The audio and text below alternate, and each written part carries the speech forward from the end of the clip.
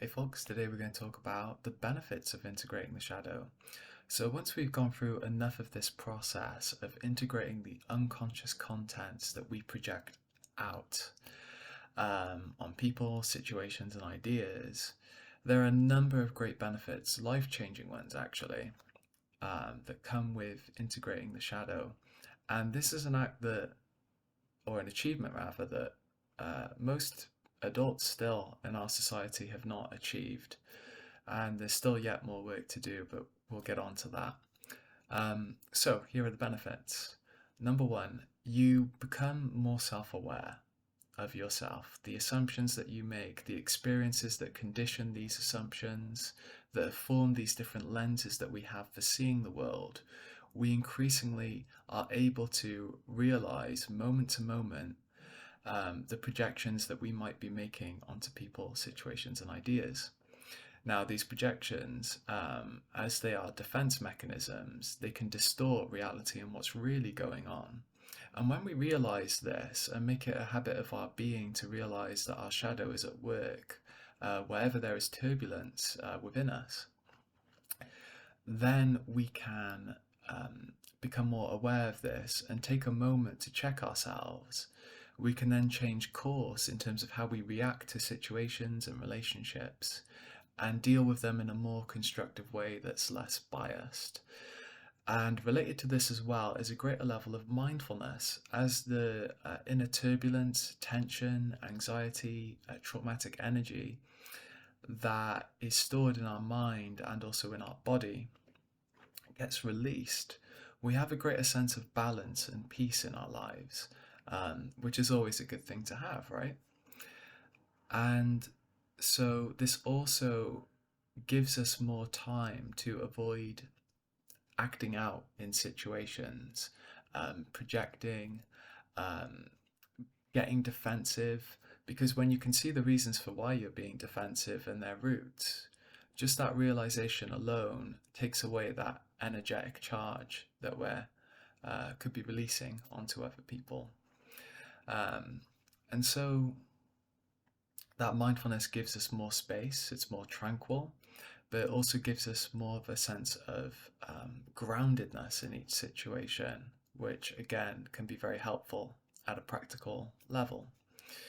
Related to the reduction of turbulence and stress and the using of our psychic energy on defending ourselves from reality and stressing about it, we also see benefits in terms of our mental health, but also in terms of our bodily health as well. There is a connection between the mind and the body. Our thoughts can trigger the releasing of uh, chemicals that we would call pleasant, like dopamine, serotonin, but also it can trigger the release of stress hormones and encourage the maybe not production, but the continuation of free radicals, for example. Um, Cortisol and free radicals, these make us less healthy. They wear the body down. Stress will burn through the telomeres of your DNA faster. The telomeres are like this, the tip of a shoelace. It's like the top of that. And the telomere basically contains the instructions for different cells for them to keep reproducing. So the faster you burn through your telomeres throughout your body, the lower your body's ability is to regenerate itself, and so more cells die permanently. There's more kind of missing bits and pieces in your body, and it's not connecting and working together as well. And that's pretty much what we see in the process of aging more generally, is that dynamic. Um, and so lowering that psychic and bodily stress can be very helpful for our general health. And another benefit is enhanced creativity. When we're connected to other parts of ourselves, this opens up more possibilities for what could be seen as a useful or a right action or idea in a situation. And so now that these previously repressed parts of ourselves are now able to talk to us more, they can give your ego, your conscious mind, their input, which opens up the space of possibilities for navigating situations.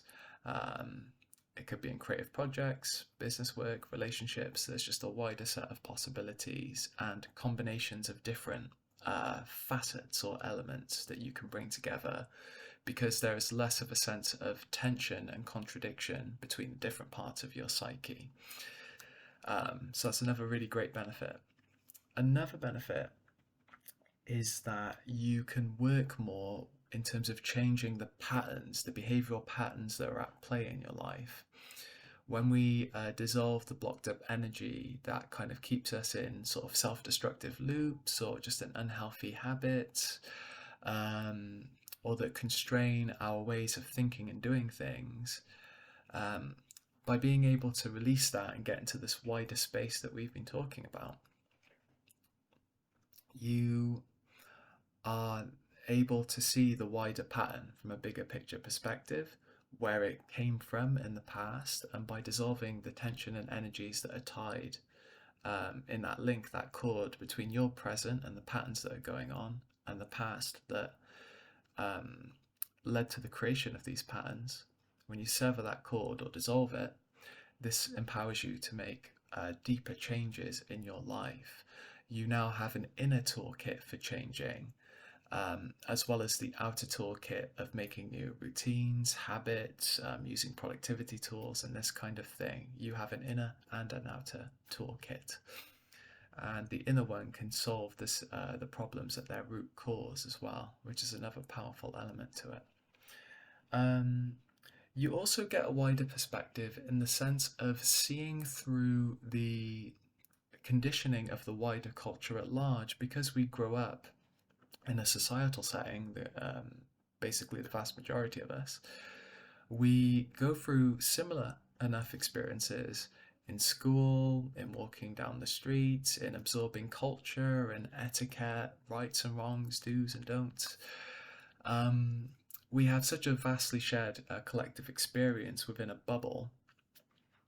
Once you deal with your own conditioning as a part of growing up within a societal bubble, you are better able to get out of that bubble and to see the assumptions and constructs that are at play and the relative pros and cons of this conditioned bubble, this sort of social matrix that we're all living in.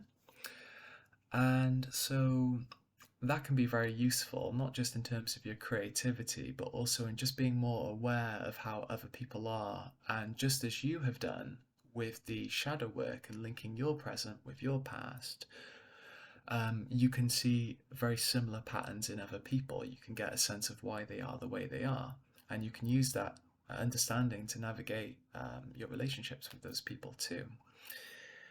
And also, you get more confidence, I would say. That can be another benefit of integrating your shadow. It's a two-sided thing. Because we've realized how habitual our self-deceit is, we lose confidence in the sense of acknowledging that there is a wider possibility of not knowing, that we can still keep deceiving ourselves. In that sense, we become less confident, and we're taken to Socrates' quote of, I know that I know nothing. It's that kind of principle or dynamic that gets realized. Nonetheless, though, as well, the issues and patterns and social conditioning that were ingrained in us have been seen through and are increasingly being dissolved, which frees up a space within us to be ourselves and to let go of inhibitions that have come from the past. So in this sense, we do become more confident. Now, what also was just touched upon is the idea of self-awareness, but a particular facet is becoming more of yourself. The process of individuation that Carl Jung explored in his works is the realization of your own individuality, your own unique essence within, paradoxically, a collective context, a societal context, an archetypal context in the sense of universal human experiences and ideas, and then yet still more a universal context in terms of realizing the patterns of creation that are at play. Somehow, in the exploring of societal and collective things like how we were conditioned, and by releasing that conditioning, we are free to embody our essence more. You could frame it in terms of genetics, what we're really kind of hardwired to be like. Um, or you could just frame it as just how you naturally are when people aren't around, when that sense of being watched by society isn't there. You increasingly step into that with the integration of the shadow. And so, as a rough overview of the benefits, it's a very holistic set of benefits with the integration of the shadow. Our mind's relationship with our body and our circumstances is so intimate that virtually everything gets transformed with the integration of the shadow, which is a really wonderful thing. Now, there'll be another series coming up about finding out more and integrating what's known as the syzygy, the anima and the animus. Carl Jung said of the shadow that the integration of the shadow is the apprentice piece, but the integration of the anima and animus is the masterpiece. There are deeper levels of the unconscious that we can explore. The shadow is the first major step that we take in exploring the unconscious. And the next one after that is, the anima and animus. Very quickly, out of interest, the anima is the unconscious, personal, and archetypal image, a feminine image that a man has of a woman. It's very deep in their unconscious. It's intimately tied up with their experiences with their mother in this reality, but also there is that more mysterious and universal aspect to it as well. And in the man's case, the integration of the anima leads to a balanced embrace of the more feminine qualities of existence and of their own personality as well, that potential in them. And we can see quite stereotypically in our society that men as a whole tend to neglect their feminine side, and women tend to neglect the masculine sides of their personality.